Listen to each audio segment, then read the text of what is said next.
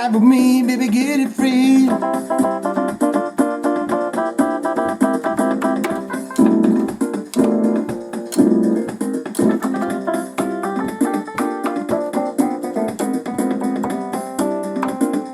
Jiving, jiving, baby, jiving, driving and jiving, heavy metal jiving news.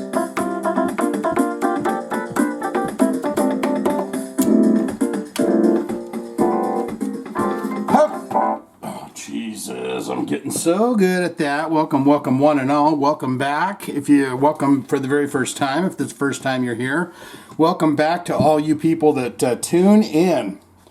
Tune in and tune out, right? Drop in and tune out. Episode 46 of Jive Talkin with Shane Diablo. And we got a bunch of news stories here. What I like to do is do news stories about hard rock and heavy metal news that you could easily find on your own, but I like to, gather them up and read them for the first time myself here on the old Podding Cast. Red Bull, here we go. Not a sponsor. I hope all of you are well. Let's get into it right now. Edsel Dope. Do you know who this guy is? This is the guy that is not the singer for Static X. He is not the singer, but he defends Falling in Reverse, Laptop Controversy, pens an open letter. This is what I wanted to get into. He pens an open letter to Sebastian Bach. Dearest Sebastian, let's see what this says here. Earlier this month, ex-Skid Row member Sebastian Bach and Falling in Reverse frontman Ronnie Radke went off on each other over Twitter. Their spat started due to Falling in Reverse having to cancel the show due to missing laptops. We talked about all of this. Let's see. Radio personality Eddie Trunk caught wind of this and said a whole bunch of stuff, and it was all crazy and wild for the band not to be able to perform without the laptop. Ronnie caught wind of that, of what Eddie said, and he got super pissed, and he started tagging Eddie in tweets, and then Sebastian got involved, right? The beef between Ronnie, Eddie, and Sebastian has now caught the attention of another rocker, Edsel Dope of Dope, who is not the singer for Static X in a mask. Edsel decided to post a lengthy statement, I don't know if we'll read the whole thing, over on his Instagram pertaining to the beef. The open letter is directed at Bach. Per the caption associated with this letter, Edsel writes, "My dearest Sebastian," it says, at Ronnie Radke, at Sebastian, at Eddie Trunk, Bach, Ronnie. I've been around both of you enough to know that you have way too much in common to be at odds over something so trivial. Full statement in images. You can read the full statement below. Okay, that's what we want to read. Okay, here it is.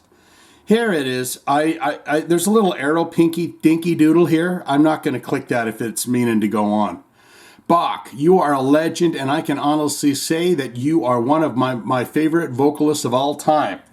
In a world that keeps trying to declare that rock is dead, I appreciate the hell out of Ronnie Radke and his commitment to the game. After 15 years of...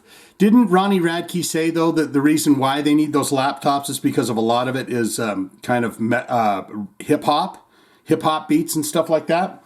After 15 years of being mostly independent artist, this dude continues to defy the odds and has ascended to the point where his band is currently packing amphitheaters with thousands of young rock and metal fans each night. Respectfully, I have to ask, have you ever actually listened to Falling in Reverse? I highly recommend that you roll a fat one. Get super high and check them out. Smiley face. It's not an emoticon, but it's what the kids do where they take like colons and stuff like that, and they put so that's a little smiley face. Can I click this if I need to? The sound is totally hybrid, blending incredible vocal melodies with heavy guitar and double bass, while also being supported by an ultra-modern electronic element. This electronic element is equal as important to the band's musical composition and to the identity of the band's sound as the traditional instruments of bass, drums, guitar, and vocal. I'm going to click this. If something weird happens, we're going away from this story. Let's see. Okay, maybe I can click this part now. Oh, oh, Jesus. Oh, gee, there's another little arrow pinky doodle down here. I could better understand the criticism of yourself and or Eddie Trunk if the intent was to call out a vocalist who was lip syncing or attempting to fake out and deceive the audience in some way. But that is obviously not what is happening here. Is obviously not what is happening here. That's a weird way to put some words in my mouth. Furthermore, the additional layers that a band like Falling in Reverse incorporate into their sound would be more in line with what a live DJ would be responsible for. A modern day DJ generally uses a laptop as their instrument, so if they were to lose those laptops, the band couldn't just borrow another one, because all of the missing sound files and unique... I think Sebastian knows this part though, right? He knows what a laptop and stuff does. You could compare this to performing a song like Slave to the Grind without any amps. It's totally possible to play the song on acoustic guitars with no distortion, but that's obviously not how it is meant to be heard live. Nor would it be a preferred way to hit the stage at a festival with 50,000 people waiting to go crazy. I mean, he's not wrong there. I actually commend Ronnie and his band and hope that they take Static X out on the road with them, thank you and please, for being honest with the fans about this situation rather than making up a more favorable excuse. One more? Okay, it'll end here. The honesty only further demonstrates that they aren't attempting to hide anything or mislead anyone. I've toured with Ronnie, and much like yourself, the dude's voice is truly something special. Truth be told, you can actually have a great deal in common. You may have actually a lot in common. You both are incredible singers and super high energy characters with attitude and charisma to spare. They have stuff to spare. You have both used your unique voices to connect with an incredibly youthful audience, which directly helps to expand the demographic of heavy music. In the end, and I conclude, dear sirs, I think that the two of you should get in bed, take off your blouses, and pinch... Oh, no. In the end, I think that the two of you should have a beer together and listen to some Black Sabbath really loud. Did Black Sabbath have laptops? I predict that you'll have your arms around each other. Yeah, here comes the blouses off. The blouses are coming off.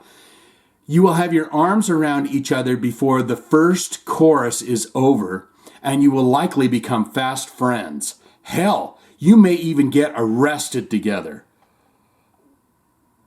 I hail you both, Edsel Dope. Well. Okay. There you go. There you have it. From Edsel himself. He's... What are these tour dates? You can check out Edsel Dope's full state. I want to know what are all these dates for? Doesn't say anything. I didn't read anything about that. Anyways, let's get on to the next story here. Halloween spooksters coming up, right? You know who this old guy is with the mustache? It's John Carpenter. He created a little thing called Prince of Darkness that had Alice Cooper in it, a horror movie called Prince of Darkness. And also those Halloween movies from the 70s. But he says when it comes to heavy metal, horror director John Carpenter is not wild for Ozzy Osbourne. John Carpenter, this old wrinkled fella that says makes those spookster movies, he's not a fan of Ozzy Osbourne. I had to get to the bottom of this.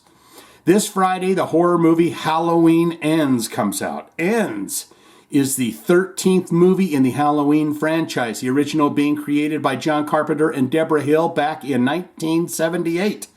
Halloween Ends marks the conclusion of a new trilogy started by that of director David Gordon Green back in 2018. It's not those Robert Zombie movies. It's a whole new guy that took the thing. In a brand new interview with Dylan Collins of Metal Injection, horror director and icon John Carpenter is asked about his filmmaking, the Halloween movies, his work as a composer, and his taste in music. When it comes to his musical taste, he, of course, is asked about metal. Several acts are brought up to him, such as Metallica, Black Sabbath, Deep Purple, and Ozzy Osbourne. with Collins asking if any of those acts may have been Carpenter's introduction to heavy metal music. It is the mentoring of the latter, Ozzy, that gets the following response out of Carpenter. I wouldn't care about Ozzy Osbourne that much. When Collins followed up on John's response, noting that the director-composer is not much of an Ozzy fan, Carpenter adds the following. No, not really. I don't think he had much of a voice. But my rock and roll roots go back to the 50s. I grew up with the 50s rock and also the pop music of the 50s. So he was like, shaboom, shaboom, yada-da-da-da-da-da-da-da-da, shaboom. And, Fats Domino and come on, baby, let's do the twist. And then when the Beatles came along, it was all over. It was all over. That was it. John Carpenter then goes on to talk about his fandom of the Beatles and Metallica. On an interesting note, when he interviewed John Carpenter earlier this year, he told us how much he loves 90s era Metallica. He also spoke to us about his enjoyment of baby metal and shared his favorite Beatles album. So he's a baby metal fan. Isn't that something else? Isn't that something? I'll be danged. Next up, my fine and fantastic freakoids. Are you a fan of Gojira? I saw them recently and they're just absolutely fantastic live. And I love everything I've heard from those guys. They're just amazing band. Gojira still films, studies, and critiques every single show they play. That is crazy.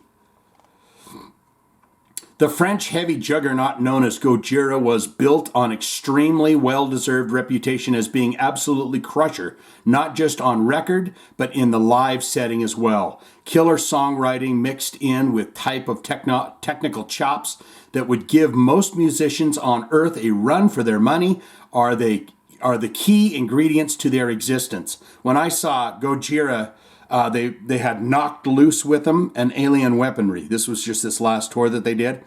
But I would tell you there is an amazing Gojira concert from Red Rocks, and the entire concert is on YouTube. Go watch that, and you will just go, oh my God. The lighting, the staging, the songs, the everything. But surely a band at their level with the type of musical talent they possess can rest on their laurels at this stage of their career, right? I don't think so. I'm going to say no to that. According to the latest episode of the Downbeat podcast, that couldn't be further and farther and further from how the band operates. Knocked Loose's Hale guests on the show and goes into some detail with host Craig Reynolds about what it is like touring with Gojira last year, along with his admiration for them. As transcribed by The Pit, that tour that we did with them, Gojira, the whole running thing was us being like ... They're one of the biggest running bands that have like metalcore breakdowns, like China breakdowns. It's one of those bands kind of like Meshuggah too, where it's like, how did a band that sounds like this get this fucking big when it's this insane? What's cool is that we were able to chat with them on that tour and ask them what to do. What do you guys listen to? What are your influences as a band? Is it like the same shit as us? We like Meshuggah and Converge and Morbid Angel. I'm like, that's what I rip off when I'm writing my slams, Isaac went on to say. If that's the guitar player for Knocked Loose, they write some crazy riffs. You got to check out Knocked Loose. They are a hardcore band. Some people say it's kind of rough getting into the singer's got kind of a voice, but once you get into them and read the lyrics and everything else, amazing stuff. And that if that's a guitar player, he writes some kick-ass riffs. If you just put on a Knocked Loose record and just listen to the guitar bits, it's pretty intense. Gojira will watch every set they play. They film every set and they will watch them back. I don't know if they'll be mad at me for saying this. And they review them and they critique it. Honestly, that's pretty fucking cool. For Gojira to be as big as they are and to be doing it as long as they have been, you have to respect the innate desire to continue growing and improving as a musician and as a live band. You can watch the whole Gojira specific discussion for yourself below, which starts around 55-minute mark. But if you have the time, we recommend you rewind to the start and check out all the conversation. Ugh. Let me see. I want to take a peeksy doodle at this Isaac. Isaac Hale. Yes, this is the guitar player. And man, I'm telling you, these knocked loose kids, they like the breakdowns. And what do you want to see right here, kids? What did I just tell you about? Gojira live at Red Rocks, and I think this is the entire concert. And when the sun goes down, honey sweet sister child, you are going to just be amazed at how wonderful they really are. We've got another story. We've got a breaking news story coming in from one badass, Blackie Lawless. And Blackie Lawless says fans made first WASP US tour in a decade a reality. Promoters didn't think this band could sell tickets. So I wanted to see what he had to say about that. It did not embark anywhere near me. So I don't know. I really need to read this to see if it's even happened yet or if he's embarked, but he embarked right past my ass. WASP will embark on its first U.S. tour in a decade this fall. The trek will coincide with the band's 40th anniversary and will include support from Armored Saint and Michael Schenker. Michael Schenker will only be on selected shows. Speaking to the Appetite for Distortion podcast, by God, WASP leader Blackie Lawless explained why he and his bandmates were absent from the U.S. shores for so long.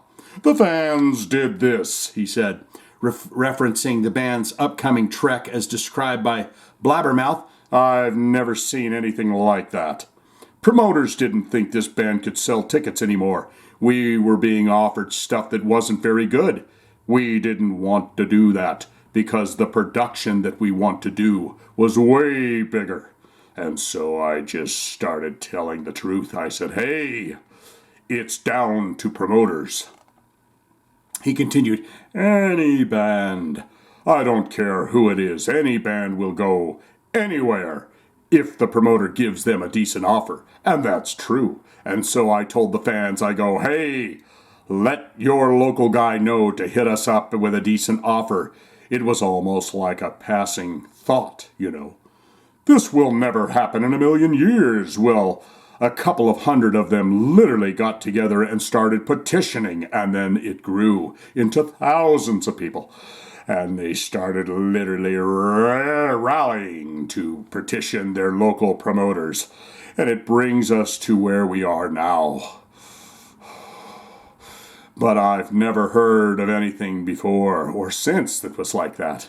So I guess it goes back to the old adage, don't let people tell you don't let people tell you that you just being one person won't make difference. Because it did. That's the absolute truth. I've never seen anything like this with my Blackie Lawless eyes in my entire life. WASP's first live performance since December 2019 took place on July 23rd in Skansen in Stockholm, Sweden. We've talked about that. WASP recently postponed the European 40th anniversary tour, originally scheduled for the spring of 2022, until the spring of 2023. The new dates will take place in March, April, and May. Lawless has led WASP as its lead vocalist and primary songwriter since its beginning. His unique brand of visual, social, and political commentary took the group to worldwide heights and sold millions of records alongside a legacy of sold-out shows and across the globe for 4 decades. Is he going to do Fucking Like a Beast? That's the question on everyone's mind, right? God, he's got another big piece here. In a recent interview with Metal Edge magazine, Lawless was asked about how he plans to stage a real-deal WASP show to celebrate the band's 40th anniversary. With the existence of cancel culture and woke culture, he responded. That's a complicated question you just asked, because, first of all, I'm not going to even consider a woke culture. Oh, we read all this before. That was nothing to do with my word, you know. Because he talks about hay rides, and he talks about we want to bring a bunch of hay on stage and set the drums on it. But if you're going to have a genuine career, I'm not talking about somebody that's around for we read all that. 5 or 10 years. I'm talking about somebody who's been around for 20 years or 30 years. Yeah. Is this? Yeah, that's the episode. I thought it was going to play that commercial. All right, let's see this. And so the idea is when you take people on a lifelong ride, they look at what you wrote 30 years ago and they go, oh, wow, look what he was thinking. Yeah, we've read all this. And they listen to something, whatever the last thing was that came out, and they go, oh, wow, look how he's thinking now. So this is the intimacy where you take people and you're literally communicating with them over the course of a journey. There you have that. Yes, Indy. Whoa, what did I do with my little mouse thing there? So there you have that. The bottom line is he got the ticket sold. That's what happens. When you get on your Twitters and your medias and your Facebook pages and you say, hello, I am Blackie Lawless of WASP, and I am asking for your help to help us promote these shows and tell people to... It works, and your huge fans will go out there and they'll get a hold of the local promoters that do the metal shows, and they'll say, you should get WASP in here. I'd really like to see that. So, last story here, and then we're going to get into your comments. I saw this headline. I says, well, I got to know about this. How Slipknot lost their first record deal in 48 hours. Who'd that just happen to? Maybe they'll have it in the story here, but I was listening to something where they said that a band was just... Oh, it was that thrash death band Vector. They were signed to, was it Century Media? And then literally 8 hours later, they were removed from the label. So Slipknot and Roadrunner Records have been intertwined for decades now. I've heard some offs and ons about Roadrunner. I know that Typo Negative had a few issues over the years with Roadrunner, but intertwined for decades now. The legendary heavy label unleashed the nine-headed Iowa killing crew to the world back in the late 90s and have released every Slipknot album since. I did not know that. I thought it was... Is Loma Vista part of... maybe they changed the name or something. But before Roadrunner came calling, Slipknot were actually on track to be one of the heaviest bands to come to Sony Records. Wow. When Paul Gray, rest in peace, was promoting Volume 3, The Subliminal Verses, he had talked about the band's almost inking a deal with Sony before they got the rug pulled out from under them at the very last second. With everything ready to go, the band were ready to sign the deal with Sony when they came off the road, electing to do one more show as an unsigned band in Las Vegas, playing the Eden Festival. The show wasn't really practical for Slipknot anyway, with Corey Taylor saying it was a little pip stage that couldn't even fit on so half of us, that we couldn't even fit on, so half of us had to play on the floor where the pit was. Midway through their set, one of the members of the audience turned out to be one of their higher-ups at Sony, who was none too happy with the psychotic band that was just about to be signed to his label, with Gray saying he was higher up than the guy who gave us the contract, and he said, man, if that's what music's going towards, I don't want them. So they pulled the contract before we could actually go back in and sign it. We came back on Monday, and it was gone. Once they started hitting the big time and their debut, after their debut, the band decided to give their rejecter a little bit of a parting gift, as Corey tells it. Luckily, Roadrunner picked us up. So long story short, when we went platinum, we sent him a bouquet of dead flowers, basically saying that you were the future of music, and we were the future of music, and we wanted you dead. Sincerely, Slipknot. Thank you for not fucking our lives up by signing us, you douchebag. Oh, and that's always great too when they do that, right? it's a little comeuppance of sorts when they go, it's the story, the longest story in history about rock bands is when they go, you're never going to make it, kid. You ain't got the voice for it. You ain't got the skills, guys. You're never going to make it. And then all of a sudden you make it. Then you go, what do you think about that? It's that time for your comments. And we're going to get into them, and we're going to get on with it, and we're going to enjoy the rest of our day. We're going to go out, smell the roses. We're going to breathe in the fresh air, if it's not smoggy or cloggy or anything in your neighborhood. So let's do that now. Dr. Funkenstein coming in. Oh, and he's done some fun things here. He's put some emoticons and stuff. Anvil Doc is great. And then he's got the little movie clapper there. And then it says Ozzy, and then he's got a little lipstick thing with some lips that have just been lipsticked up. And that's from the story about Ozzy's makeup. LOL, Korn. And then he's got the clown face with a thumbsy upsy. Good episode as usual. Heavy metal horn, heavy metal horns. There you go. Miss Althea coming in. The Dumbstruck Fool says, don't Ozzy and Diamond Dave have anything better to talk about? Do we honestly need any more Randy versus Eddie and Eddie versus Randy, blah, blah, blah, blah, blah, when neither one of them are on this earth to defend themselves? They both should be turning over in their graves and or haunting a few choice people. And then old Zach Galifianakis can take the Ghost Adventures crew out there and try and bust the crimes. The Ghost Adventure guys are the only ones that get evidence every episode. It's like, how do they do that? The ghosts just love them because every episode is chock full of ghostly voices and everything else. I can't, still Miss Althea here, I can't help but think of how the whole Napster thing would have played out if Lars really had been dismissed from Metallica before they got totally and completely over the top huge. He always seemed to be the most vocal about the situation. You're right about that. And it wouldn't have gotten as much attention as it did if he was not otherwise in a position of power. I agree, 100%. He was out there with the voice. Still Miss Althea, regarding Iron Maiden on the radio in 1982, they sure were here in Central Maryland, thanks to WIYY, aka 98 Rock. Even prior to Run to the Hills, I remember them playing Running Free, Wrathchild, wow.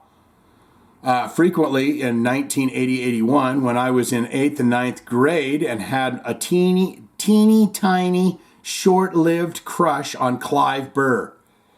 Fantastic drummer. May he rest in peace. Yes, indeed. Clive Burr, for my money, I think that Clive Burr and I think Nico McBrain was the absolute perfect drummer to replace Clive Burr. Because if you listen to, Jesus, I'm farting now. But if you listen to the Clive Burr records, I've just always thought it was Nico. Number of the Beast especially. That one right there, I was like, my God, it could be because you could just think, oh, it's him. They sound so, they're good, great drummers, and they just work well. So I think Nico McBrain was a perfect nab there.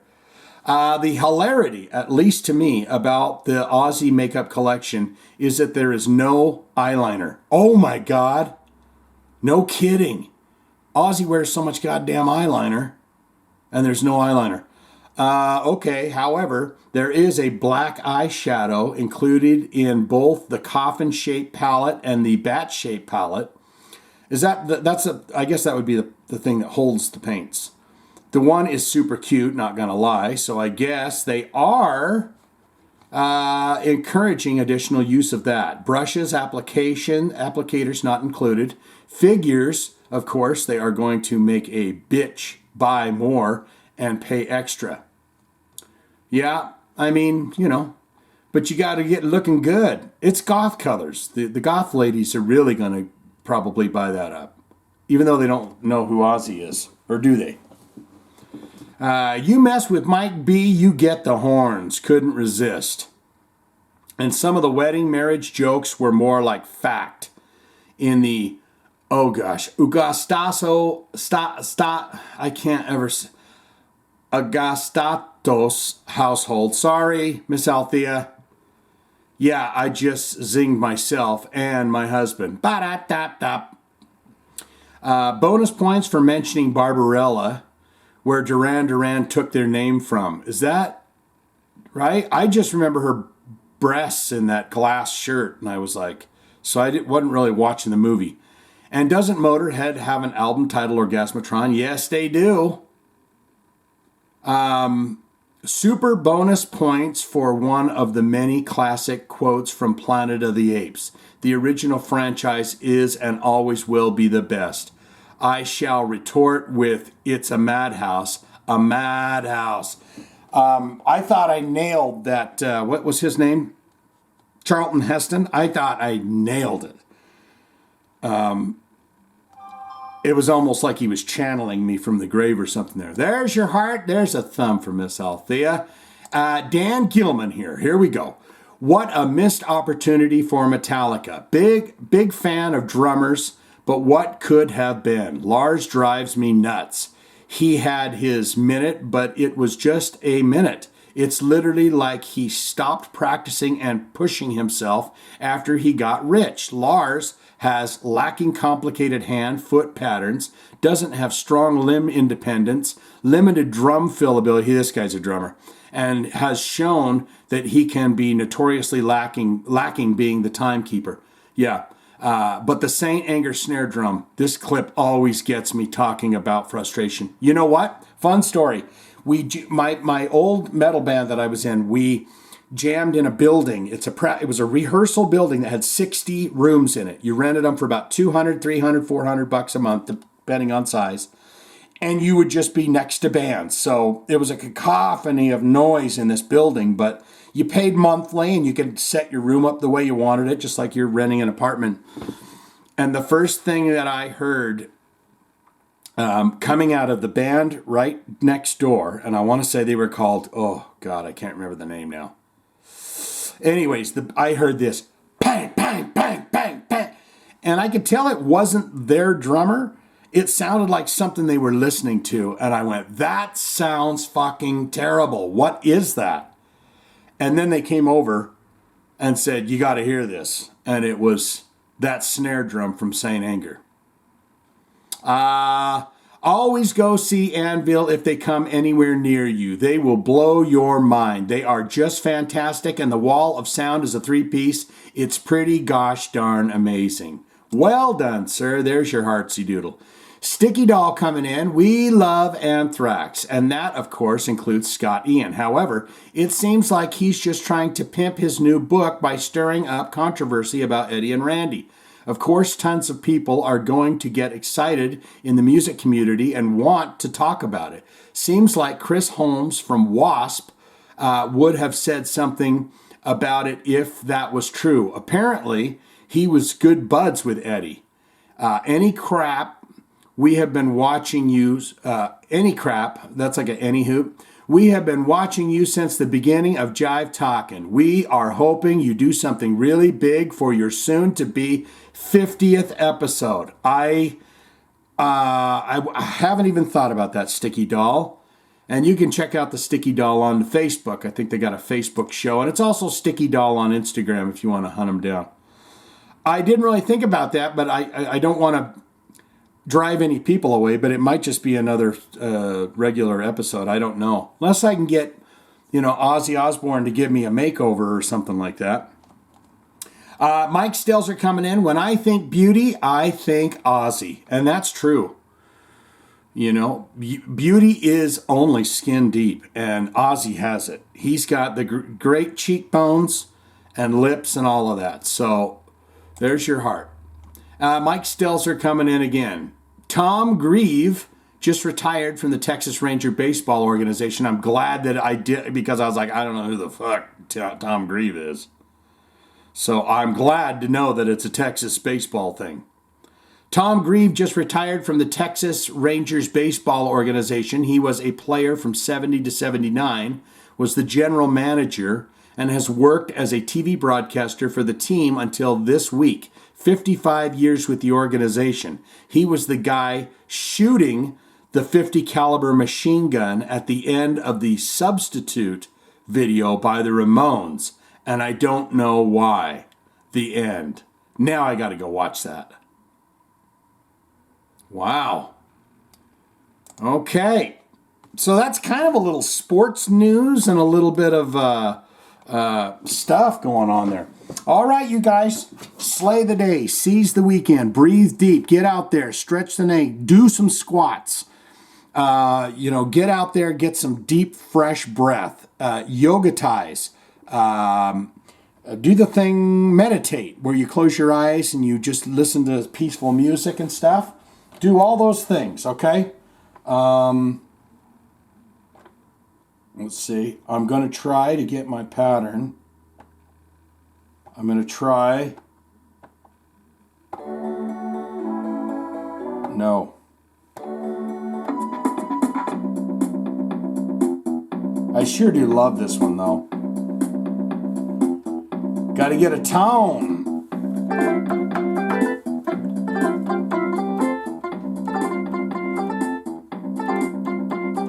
Hey, now, get down on it. Come on now, it's Jive and Bonnet. Put on your bonnet, get down on it. Jive talking with the Shane Man. It's a Shane Man, it's a Shane Man. So put on your bonnet and take off your blouse. It's a Shane Man with the Jive Talk, with the Jive Talk, and the hard rock, and the heavy metal. And they take off the blouse, take off the blouse, take off your blouse. Put on your bonnet and take off your blouse. Oh my God, it's Jive Talkin, heavy metal talking, good.